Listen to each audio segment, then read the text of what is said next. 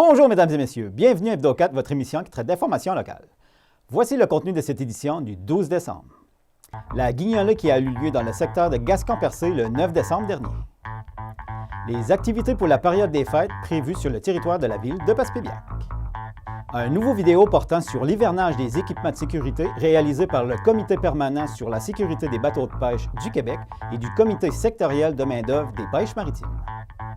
Les projets en cours et à venir pour la municipalité de Port-Daniel-Gascon. Et le retour de votre émission du temps des fêtes sur les ondes de votre télévision communautaire Télévague, les fêtes en musique. Bonne émission tout le monde! Tout d'abord, jeudi le 9 décembre dernier, avait lieu la guignolée dans le secteur de Gascon-Percé et Télévague a été rencontrer les différents organismes qui donnent un bon coup de main, un bon coup de pouce au Centre d'action bénévole de ce secteur qui chapeaute cet événement.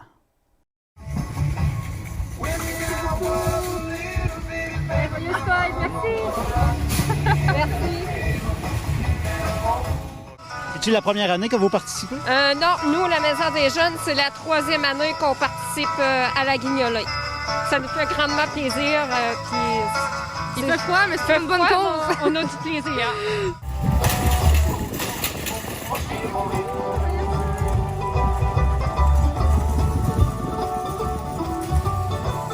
On souhaite de joyeuses fêtes à toutes les personnes, puis de la part de toute l'équipe du Centre d'action bénévole, de l'équipe de la Maison des Jeunes de Chandler et tout.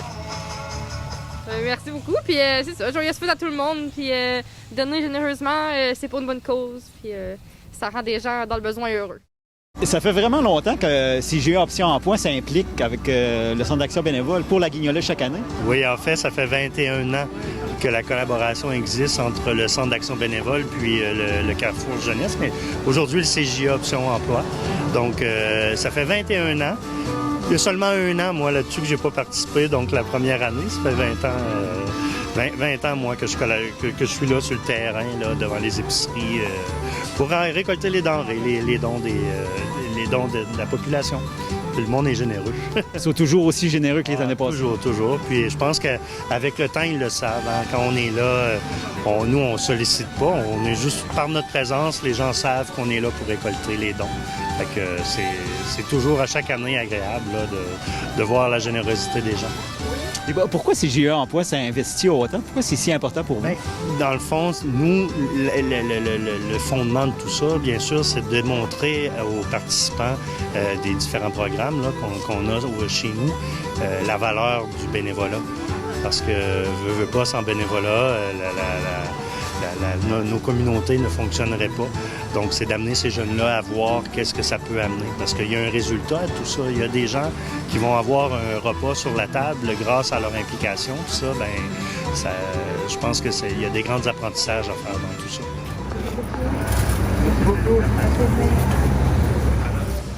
C'est le fun, là. Tu vois que le monde aime ça donner, là, puis c'est le fun de voir ça, là. C'est genre, tout le monde accorde de l'importance aux autres, là, c'est le fun. Joyeuses fêtes à tout le monde. Si vous voulez donner, vous pouvez toujours encore vous rendre au Centre d'action bénévole, que ce soit au niveau des denrées, que ce soit au niveau des dons. Ils vont récolter. Vous n'êtes pas obligé d'aller où on est, nous. Là. Vous pouvez vous rendre directement au Centre d'action bénévole. Le vœu, c'est que le plus de personnes possible aient un bon repas pour Noël là, sur la table. Donc, c'est joyeuses fêtes à tout le monde et je vous souhaite des bons repas. Je souhaite un joyeux Noël à tout le monde, de la santé, du bonheur puis de l'abondance. Puis que tout le monde soit heureux. C'est-tu la première année que vous participez à la guignolée? Oui, moi, c'est la première année. Je viens de déménager ici en Gaspésie. Donc, je suis vraiment heureuse de voir à quel point les gens ici sont généreux.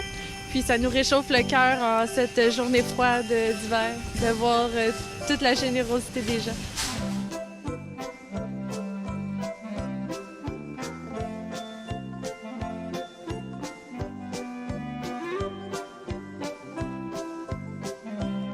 Je souhaite un joyeux temps des fêtes à tout le monde et la santé pour 2022.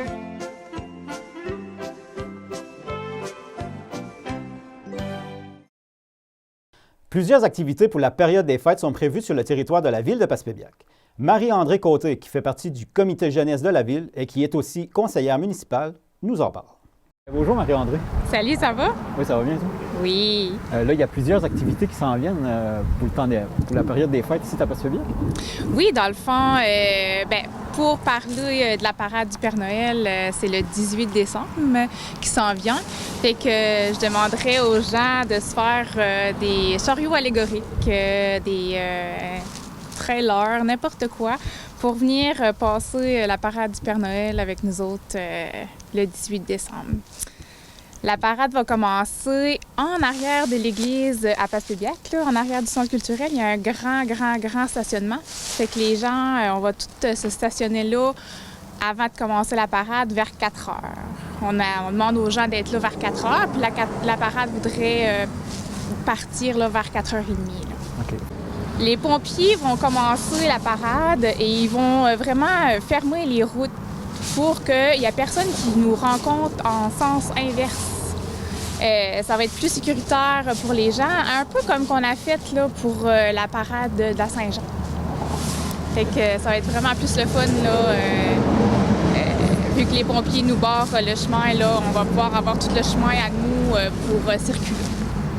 Fait que la parade va commencer, dans le fond, sur la rue Saint-Pédis. Le trajet va être qu'on va monter la rue Saint-Pédis jusqu'à la 4e avenue Est. À la 4e avenue Est, on va tourner à droite, dans le fond, sur la 4e avenue Est. Puis on va repartir de là, on va s'en aller jusqu'à la rue Chapadot. La rue Chapadot va descendre, puis on va aller repogner la 3e avenue Est. Et après ça, on va repogner la rue du Complexe, là, la rue Mal-de-Mai. Et on va redescendre pour le point final au complexe sportif sur la rue Mal-de-Mai. Fait que c'est super important aux gens de faire vraiment attention, là, c'est normal, là, mais qu'après la parade, arriver au complexe sportif, que les gens ne partent pas chez eux avec les enfants dans les boîtes de truck ou dans les trailers, c'est vraiment déconseillé, puis il faut vraiment pas faire ça. Il faut vraiment débarquer des boîtes et rembarquer dans les autos ou dans les camions. Y a-t-il d'autres attraits ici à Passepierre pour le temps des fêtes? Bien, là, je vais te parler en tant que conseillère. Durant le temps des fêtes, il y a le Monticole qui est ouvert aussi à tous les du mercredi au dimanche, que le monsieur il nous fait des bons repas au Monticole. Ce qu'il y a de la raquette puis du ski, c'est sûr qu'il faut voir avec la neige. On attend la neige avec impatience. S'il y a de la neige, peut-être aller juste voir sur la page Facebook de la ville.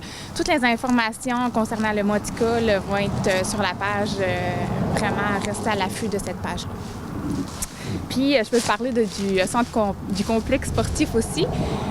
Au complexe sportif, il va y avoir le tournoi loisirs adultes du 5 au 9 janvier. Il va y avoir aussi des locations durant durant le temps des fêtes, là, le 27, 28, 29, 30, puis le 3 janvier. On peut louer la glace. Fait que juste appeler au complexe sportif si vous voulez louer la glace. Je pense qu'il reste des petites plages horaires là, pour la louer. Sinon, il va y avoir du patinage libre, mais je ne sais pas vraiment les horaires. Juste aussi regarder la page Facebook du complexe là, pour avoir plus ample d'informations. Et aussi, ici au village du Pôle Nord, il va y avoir le 18 décembre un conte. Ça va être à 10 heures. Puis ça va être un conte pour tous. Je sais qu'il y a quelqu'un qui va venir lire une histoire ici, là, au village du Pôle Nord. Aussi, au village du Pôle Nord, on peut, juste en arrière de toi, il y a une boîte aux lettres. Fait qu'on peut écrire une lettre au Père Noël, puis le Père Noël, il va nous répondre. Fait que c'est vraiment le fun. Puis le Père Noël, il répond à tous les enfants. Oui, il répond à tous les enfants qui vont venir emporter une lettre au Père Noël. Là. Fait que c'est pas mal ça durant les fêtes qui va se passer à Passepierre. Surtout, c'est ça, rester à l'affût des pages Facebook de la ville et du comité jeunesse pour les petites surprises qui vont vous être présentées. En mars dernier, nous vous avions présenté 2 vidéos portant sur la sécurité à bord des bateaux de pêche, une initiative du Comité permanent sur la sécurité des bateaux de pêche du Québec et du Comité sectoriel de main-d'œuvre des pêches maritimes. Une autre vidéo est maintenant disponible portant celle-ci sur l'hivernage des équipements de sécurité. Nous nous sommes entretenus avec Geneviève Gélinas, la coordonnatrice de la formation pour le Comité sectoriel de main-d'œuvre des pêches maritimes, à ce sujet. Bonjour Geneviève. Bonjour André. Vous allez bien? Super. Vous? Oui, super. Au printemps dernier, on avait diffusé deux vidéos que vous avez produites, mais qui portaient sur la sécurité à bord des bateaux. Là, vous en avez produit un second, mais qui est plus sur l'hivernage de l'équipement. Sur l'hivernage de l'équipement de sécurité en particulier, oui. C'est une vidéo de 4 minutes, c'est très court, et puis ça explique les bonnes pratiques là, en matière d'hivernage des équipements de sécurité, comme les radeaux de sauvetage, les vestes de flottaison, les habits d'immersion. Il y a quand même une routine à faire là, pour qu'ils soient entreposés adéquatement pour l'hiver, et puis c'est ce qu'on explique dans la vidéo. D'accord. C'est une étape très importante quand même. C'est vraiment une préparation pour la prochaine saison. Oui, c'est ça. Les avantages principaux, le premier, c'est évidemment la sécurité, parce que les équipements de sécurité comme un radeau, une veste de flottaison, un habit d'immersion, quand tu es rendu à utiliser ça, c'est vraiment le dernier recours, c'est parce que tu es mal pris. Et si ces équipements-là ne fonctionnent pas parce qu'ils ont été mal entretenus puis que ça les a brisés, qui sont rendus dysfonctionnels, là, il y a vraiment des accidents qui pourraient être mineurs puis qui vont se transformer en catastrophes avec éventuellement des morts. Alors, c'est pour ça que c'est important de les entretenir. Et l'autre avantage, c'est évidemment au plan financier aussi. Là, ces équipements de sécurité-là, c'est quand même très cher. Là. Un habit d'immersion, là, ça va chercher entre 800 et 1000 $. Un râteau de sauvetage pneumatique, ça peut être 9 à 10 000 $. Si ces équipements-là, parce qu'ils sont mal entretenus, durent moins longtemps puis s'usent prématurément, ça veut dire des dépenses supplémentaires pour les pêcheurs et les pêcheuses. Le plus souvent observé, les mauvaises pratiques, quelles sont-ils au juste? Ce qu'on voit parfois, là, c'est des radeaux de sauvetage qui sont laissés là, sur le bateau aux intempéries pendant la saison morte. Ça peut maganer les radeaux de sauvetage. Ce qu'on voit aussi des fois, là, c'est des habits d'immersion. L'habit d'immersion, là, c'est l'espèce de soute, là, souvent d'une couleur très voyante, là, qui couvre tout le corps, y compris les mains et les pieds, et que les pêcheurs, s'ils ont le temps de le mettre avant de sauter à l'eau, là, c'est ce qui va leur permettre de survivre plus longtemps, de ne pas tomber en hypothermie. Ces habits d'immersion-là, des fois, sont mal entretenus. On voit des fois là, des fermetures éclairs là, qui coincent. Là. Imagine, en situation d'urgence, là, un zipper qui coince, puis tout ça, il faut que tu sautes à l'eau, ça va mal. Des vestes de flottaison aussi, là, celles que portent les pêcheurs en général, c'est des vestes autogonflantes là, qui sont, tant qu'ils sont sur le bateau, qui sont en sûreté, la veste reste non gonflée parce que c'est plus confortable, ça prend moins de place. Mais quand, mettons que le pêcheur tombe à l'eau, là, elle va se gonfler automatiquement. Puis des fois, le mécanisme, il n'est pas en bon état, il est rouillé, il est vieux, il n'a pas été entretenu. Puis ça veut dire qu'elle ne va pas se gonfler quand le pêcheur tombe à l'eau. Alors ça aussi, c'est le genre de choses qui est observé, là, je dirais, c'est pas rarissime que des inspecteurs voient ça, cette situation-là. Quelles sont les bonnes pratiques au juste? Oui, oui, c'est important. Et puis, c'est détaillé dans le contenu vidéo, là, mais pour résumer, là, par exemple, le radeau de sauvetage, il faut le mettre à l'abri dans un endroit sec pendant l'hiver. Il faut le manipuler avec soin quand on le déplace et il faut le faire inspecter aussi annuellement. Puis c'est la bonne époque de l'année là, pendant que les pêcheurs-pêcheuses ont le temps.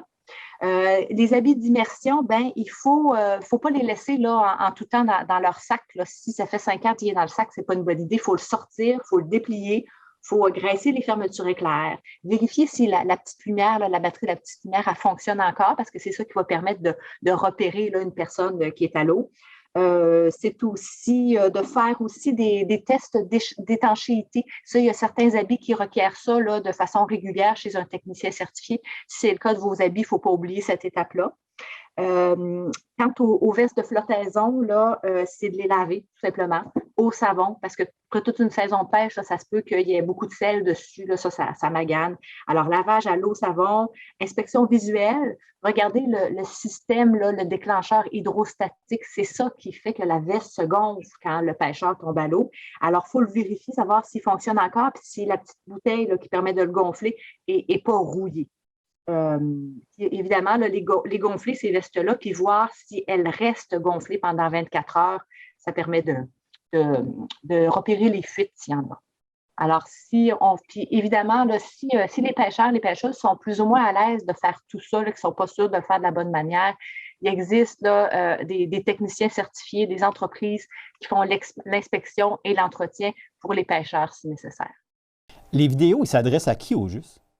Ça s'adresse bien sûr aux capitaines, aux aides-pêcheurs, aux aides-pêcheuses, mais ça s'adresse aussi à la famille et puis aux proches de ces gens-là. Parce que quand on parle de sécurité, là, c'est souvent la famille et les proches font partie de la discussion. Ils ont une influence quand même sur les pratiques des pêcheurs-pêcheuses. Et puis c'est important, eux autres aussi, là, qu'ils aient quand même certaines notions, ça aide beaucoup normalement. Mais tu sais, c'est quand même, c'est très pratico-pratique comme vidéo. Là. On voit le capitaine Alain Arsenault au Mardi des Îles de la Madeleine qui fait sa routine d'hivernage de ses équipements de sécurité. Alors, c'est archi concret, là, c'est visuel. Une fois que le pêcheur, la pêcheuse a vu ça, là, il va savoir exactement quoi faire avec ses équipements de sécurité. Ça a été réalisé par qui au juste, les vidéos? Bien, les deux partenaires, c'est nous, le comité sectoriel de main-d'œuvre des pêches et puis le comité permanent sur la sécurité des bateaux de pêche. Mais la firme qui a produit la vidéo s'appelle L'Île Imaginaire. C'est une firme des Îles de la Madeleine. Puis on est très satisfait d'ailleurs du travail qu'ils ont fait. C'est une belle vidéo qui est agréable à regarder, même pour les gens qui auraient peu d'intérêt pour le sujet, à aller la voir pareil. Puis les vidéos sont disponibles où? Je sais que même les deux premières sur la sécurité à bord des bateaux sont disponibles encore. Les gens peuvent les regarder puis les visionner où? Ils peuvent aller sur le site web du comité sectoriel de main-d'œuvre.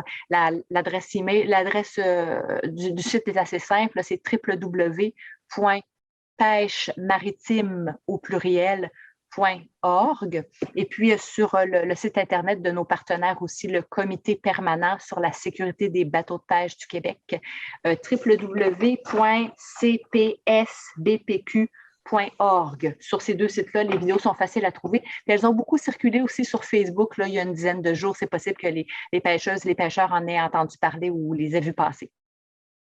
Écoutons ensemble cette vidéo.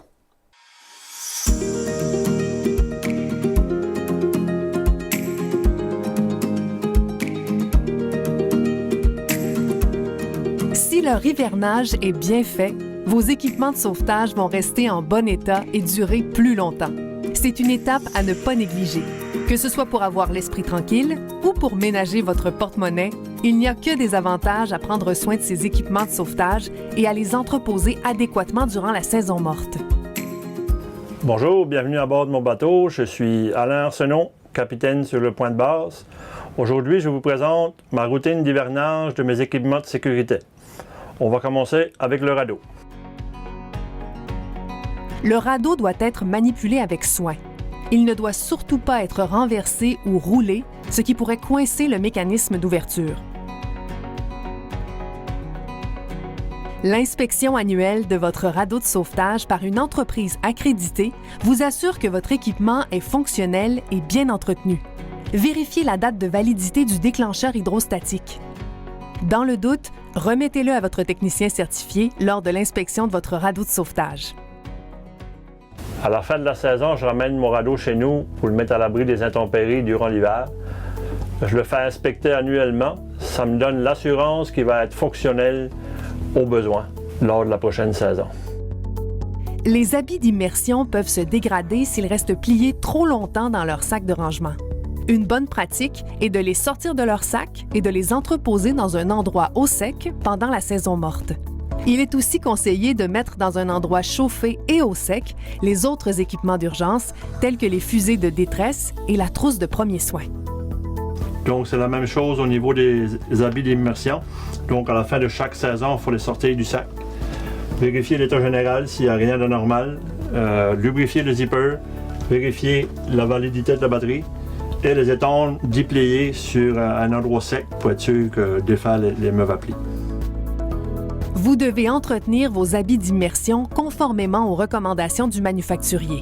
Assurez-vous que la lumière de chaque habit est fonctionnelle et prête à l'emploi et que les fermetures éclairs ont été lubrifiées.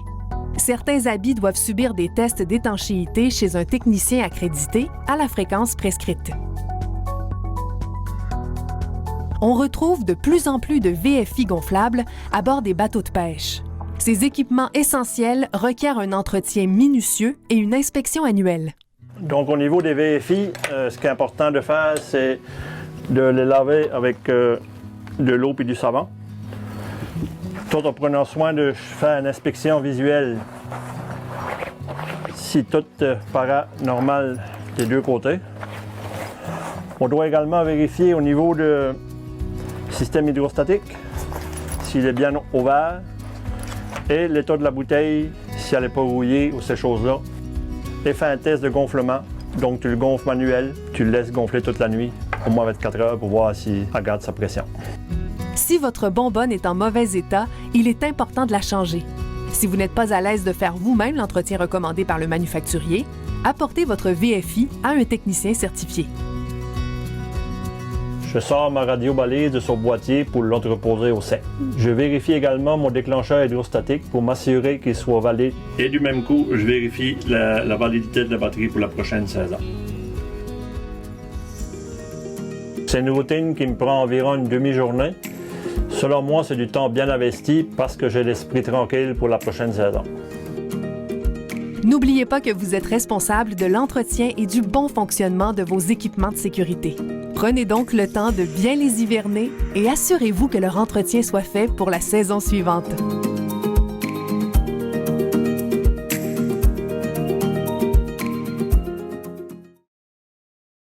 La semaine dernière, M. Henri Grenier, le maire de la municipalité de Port-Daniel-Gascon, nous a parlé des réalisations effectuées au cours des dernières années dans leur municipalité. Cette semaine, M. Grenier nous informe sur les projets en cours et à venir. Là, il y a beaucoup de choses qui ont été faites à Port-Daniel. Il y a sûrement, à Port-Daniel-Gascon, mais il y a sûrement beaucoup de choses qui s'en viennent aussi. Là. Bien là, regardez, j'imagine que vous avez vu notre résidence pour personnes âgées, c'est un 24 logements. Ça, c'est en construction. Puis ça avance très bien. C'est débuté depuis peu, depuis le début de l'automne. Puis, on s'attend que ce soit livré, que ce soit habitable dès le mois de juillet 2022. Ça veut dire le printemps prochain. Ça fait que c'est très intéressant. C'est un 24 logements. Ça, c'était un besoin qui avait été exprimé lors d'une consultation publique qu'on avait eue avec la population. Puis, on a pris bonne note de ça. Puis, on a fait les démarches nécessaires pour que ce projet-là se réalise. Puis, présentement, il est en construction. Mais au niveau de la résidence pour personnes âgées, ce que j'aimerais ajouter, c'est qu'en réalité, nous autres, la municipalité, on a initié le projet. On a fait les démarches auprès de la Société d'habitation du Québec, auprès du groupement logement collectif. Il y avait un exemple. Ensuite, il fallait faire vérifier l'intérêt des gens à habiter un tel logement. Ce qui a été fait, ça a été des séances publiques avec les gens. Puis, il y a peut-être, disons, 70 personnes qui ont démontré de l'intérêt, mais aujourd'hui, il y a des barèmes. Ça fait que sur 10 personnes intéressées, 24 logements devraient suffire. Mais on verra. Moi, ce que j'entends parler, c'est que le 24 logements va se remplir assez rapidement. Mais c'est ça, ce qu'il faut dire également, c'est qu'à partir de ça, là, la municipalité, nous autres, là, on a donné le terrain, on a... Tu sais, mais à partir de ça, là, ça va être géré par un conseil d'administration. Ça l'est déjà, là. Il y a un conseil d'administration, les habitations Port-Daniel-Gascon, c'est eux autres qui gèrent le projet. Okay. Mais les autres, là, je veux dire, pour les personnes qui vont habiter l'édifice ou le bâtiment, c'est qu'il y a des règles. Puis les règles, là, ne sont pas établies ni par la municipalité, ni par le conseil d'administration, elles sont établies par la Société d'habitation du Québec. Un exemple, si c'est pour des personnes 73 ans et plus, ça va être établi par la Société d'habitation du Québec.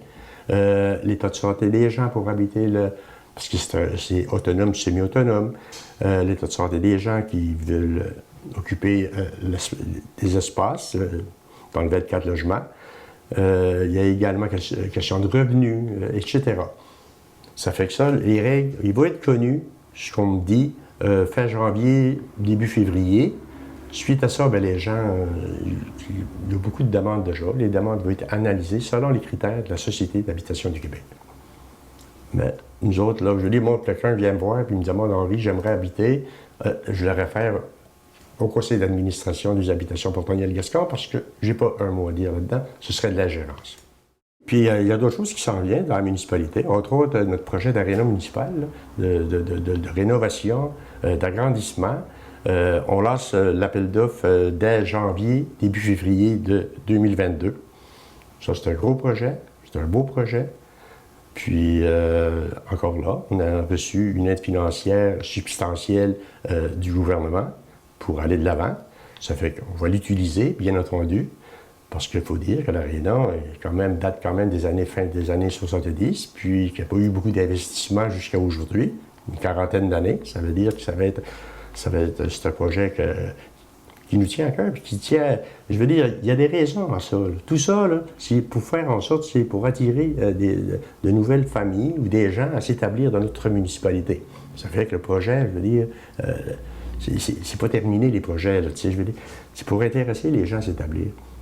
Parce que déjà là, on partait avec une population très vieillissante. Ben, à un moment donné, je veux dire, s'il n'y a personne qui s'établit, elle diminue, puis on n'a qu'à passer à nos écoles. Là, on a 3 écoles primaires dans la municipalité. 3 écoles primaires, on aimerait bien que ça continue, là, tu sais, par rapport qu'il peut arriver à un moment donné, s'il n'y a personne qui s'établit dans notre municipalité, ben, faire une école, faire une deuxième école, ben, à un moment donné, là, ça ne marche plus. Là. Puis, c'est ça. Ça fait qu'un autre projet, pareil, on parle des écoles, en lien avec la direction du CPE, du Centre de la petite enfance. Ils ont déposé un projet pour une nouvelle construction, un nouveau CPE. La municipalité est derrière. La municipalité est intéressée à ce que ça se réalise. On a un terrain, on va leur offrir. Puis, normalement, ce que j'entrevois, c'est que dès les prochaines années, 2022, 2023, on va avoir un nouveau CPE dans la municipalité, un CPE nature, quelque chose de formidable. 79 places comparativement à 42 places. Encore là, c'est un service qu'on va pouvoir offrir à notre population, puis intéresser également les jeunes familles à s'établir dans notre municipalité. Ça fait que c'est des beaux projets pour moi. Puis, c'est ça, ça fait que... on a d'autres projets, mais au fil du temps, on va pouvoir... vous en faire part. Super, bien, merci beaucoup. Mais j'aimerais profiter de l'occasion pour également souhaiter des joyeuses fêtes, offrir mes meilleurs vœux de fête à la population de Port-Daniel-Gascon. Bonne nouvelle, chères auditrices et chers auditeurs, votre émission Les Fêtes en musique est de retour encore cette année. Vous pourrez écouter et réécouter votre émission spéciale du temps des fêtes sur nos ondes à partir du 19 décembre prochain. En voici un petit avant-goût.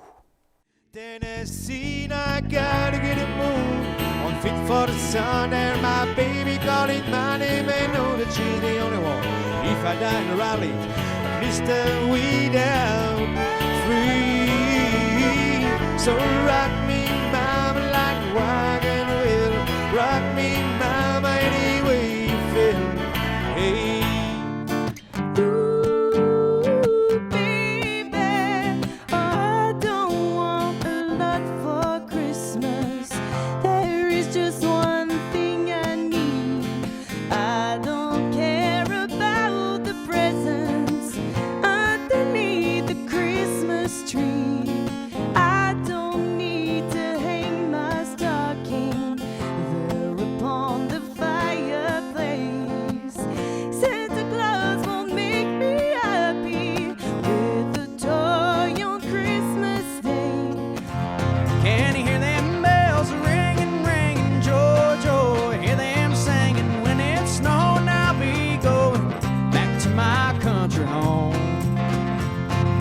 Christmas time's a coming, Christmas time's a coming, Christmas time's a coming, and I know I'm going home.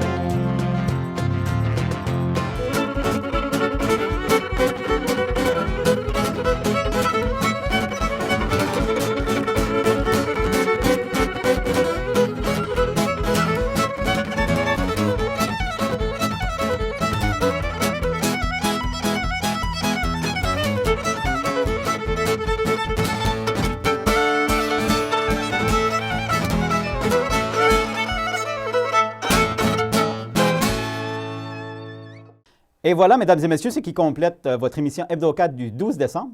Merci beaucoup d'avoir été avec nous et à la prochaine!